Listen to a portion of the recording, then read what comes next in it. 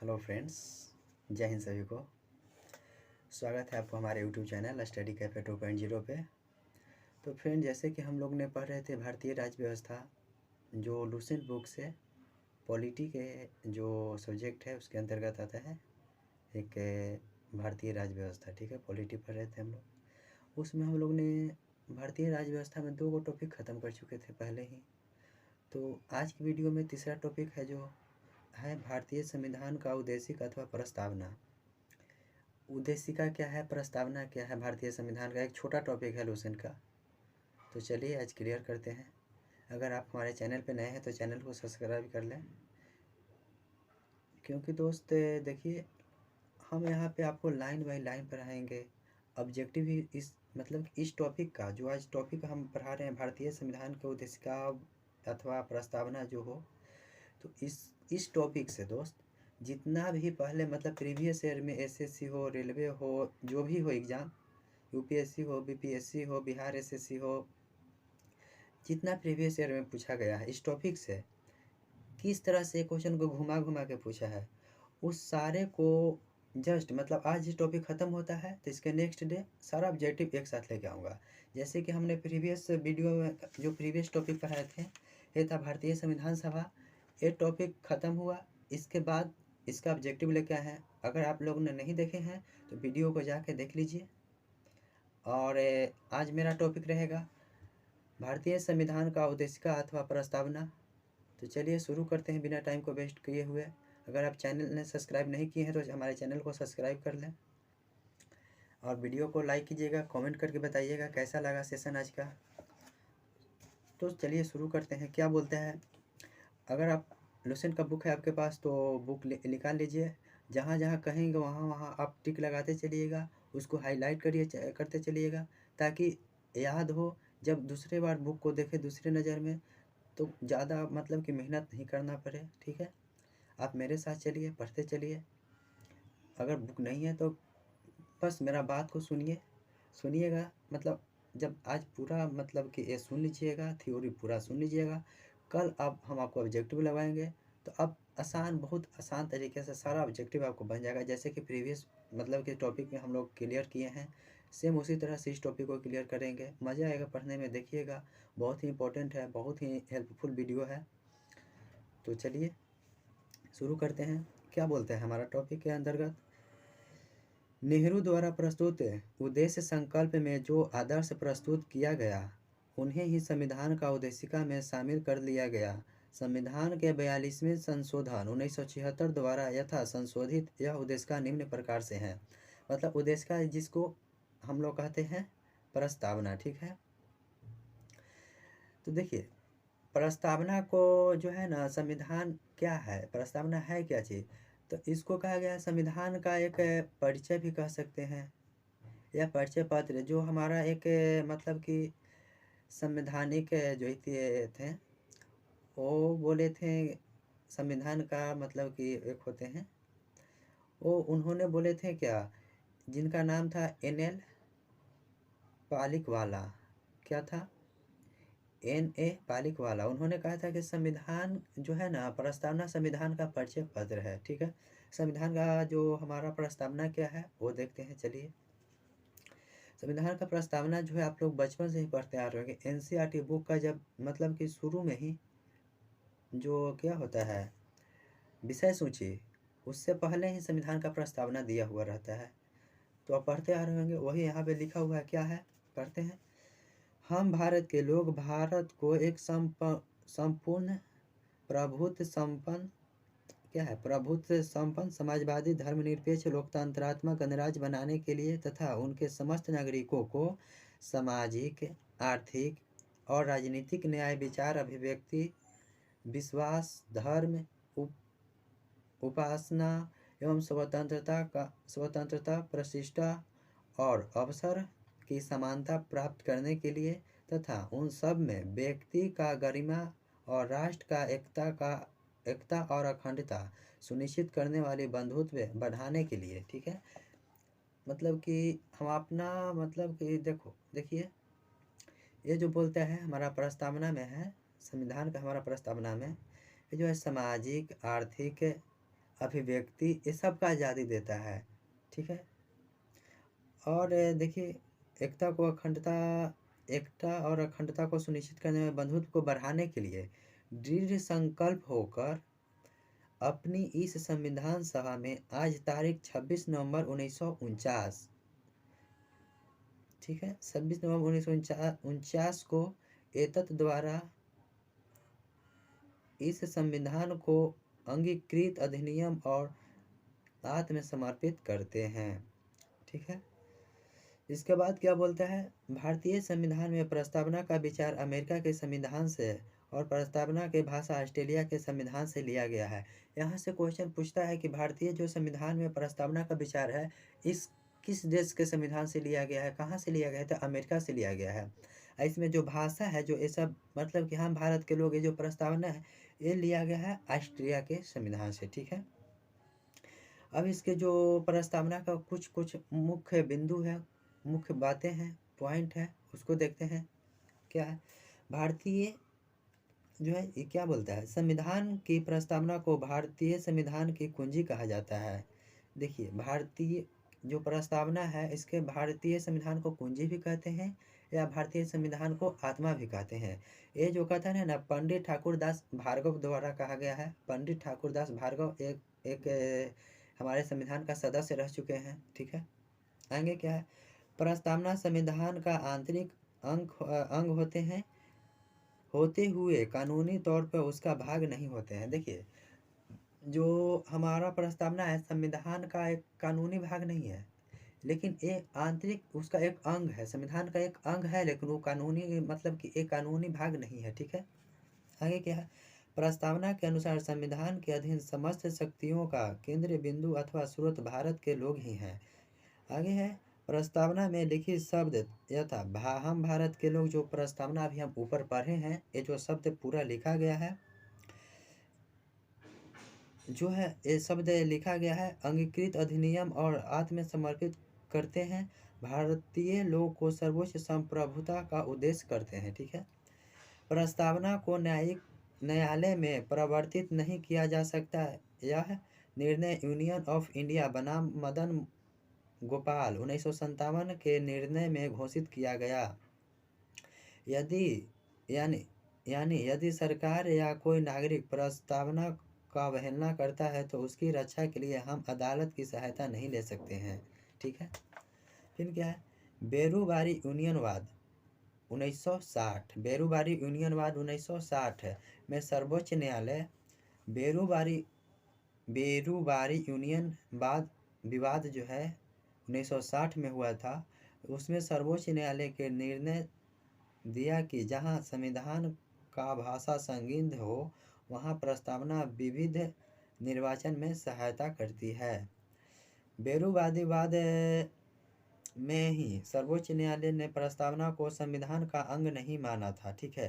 देखिए, बेरूबारी जो वाद हुआ था ना, इसमें सर्वोच्च न्यायालय ने प्रस्तावना को संविधान का अंग माना नहीं था, लेकिन यह एक अंग है।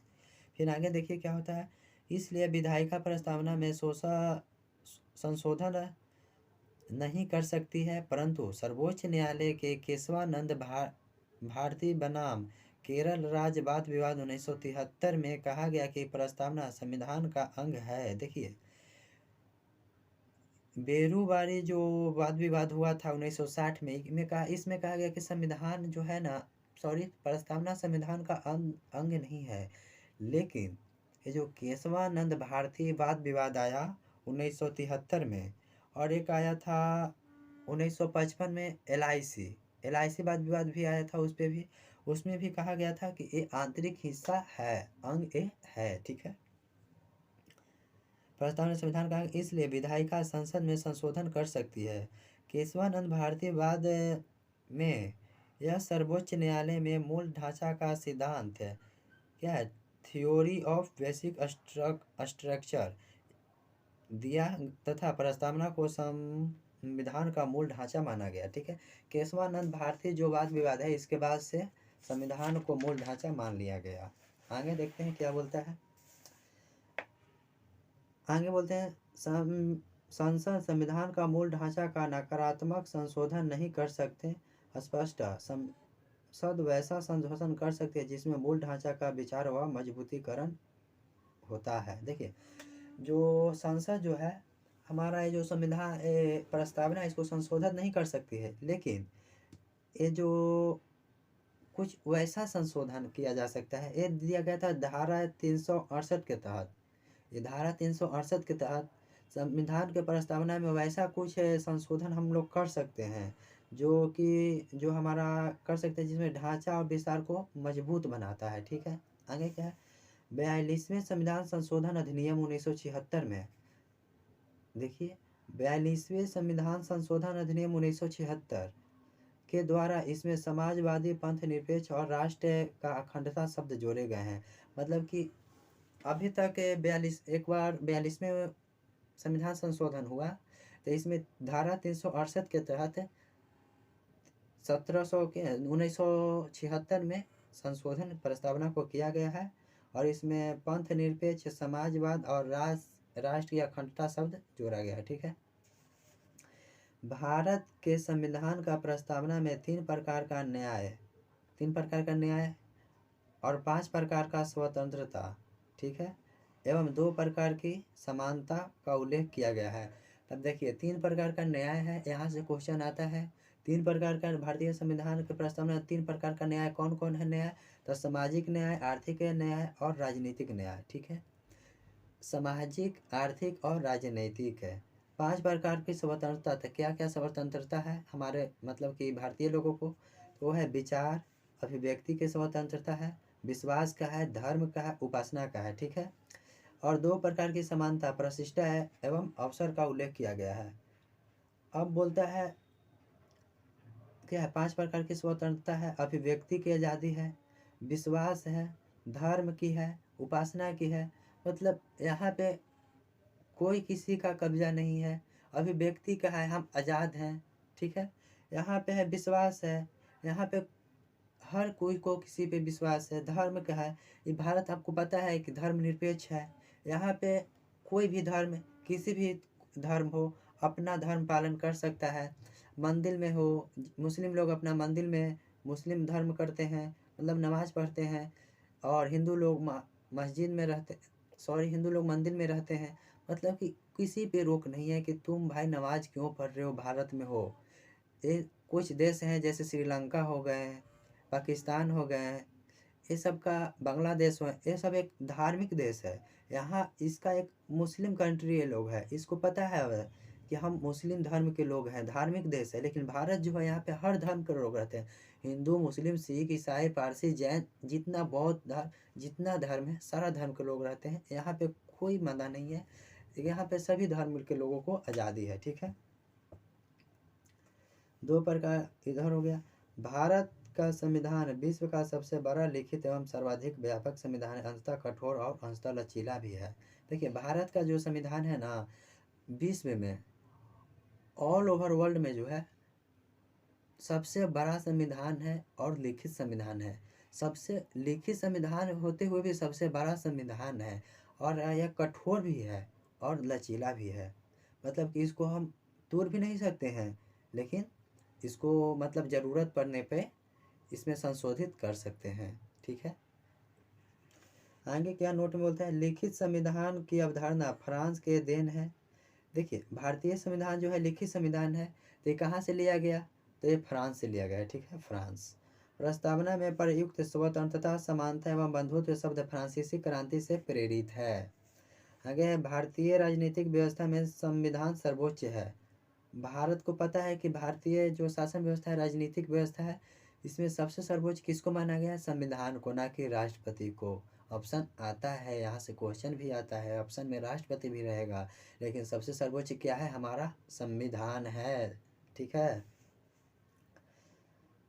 भारत का संविधान अपना प्राधिकार भारत की जनता से प्राप्त करती है। और क्या है, भारत सरकार अधिनियम 1935 वह संवैधानिक दस्तावेज है जिसका भारतीय संविधान तैयार करने का गहरा प्रभाव पड़ा है। देखिए, सबसे ज़्यादा जो भारतीय संविधान बनाने में कानून, जो भारतीय संविधान बनाया गया है, वो सबसे ज़्यादा जो भारत सरकार अधिनियम अंग्रेजों द्वारा लाया गया था 1935, उसके तहत बनाया गया है। मतलब कि उससे बहुत ज़्यादा लिया गया है। या तो उसके कुछ वैसा अधिनियम सॉरी उसमें कुछ ऐसा कानून था उसमें संशोधित किया गया, या उस कानून को लाया गया, या उसको उसी को दूसरे रूप में बदल कर लाया गया संविधान में। मतलब कि सबसे ज़्यादा वहीं से लिया गया है, भारत सरकार अधिनियम 1935 से। ठीक है, फिर क्या है, भारत के संविधान में संघीय शासन शब्द का प्रयोग कहीं भी नहीं किया गया है। संविधान में भारत के राज्यों का संघ घोषित किया गया है। देखिए, संविधान में भारत क्या है, भारत एक राज्यों का संघ है। ठीक है, भारत एक राज्यों का संघ है, ना कि संघीय शासन है।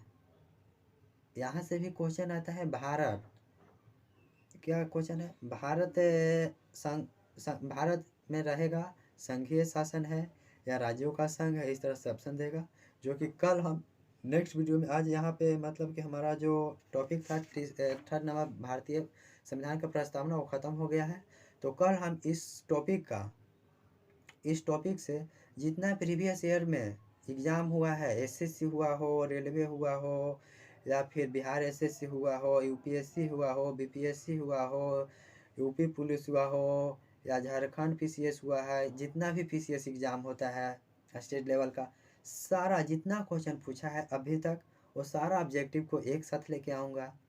ठीक है, ताकि आप लोगों का पूरा कॉन्सेप्ट क्लियर रहे। अगर आप पूरा वीडियो को सुने होंगे, थ्योरी पूरा वीडियो में अगर आप सुन रहे होंगे, ध्यान से मिलाते रहे होंगे, तो कल का जब ऑब्जेक्टिव आएगा उसमें आपको बिल्कुल दिक्कत नहीं होगा, थोड़ा सा भी दिक्कत नहीं होगा, सारा ऑब्जेक्टिव आपको बनेगा। ठीक है, तो आज के लिए इतना ही, मिलते हैं कल के वीडियो में, इसका जो ऑब्जेक्टिव लेके आऊँगा।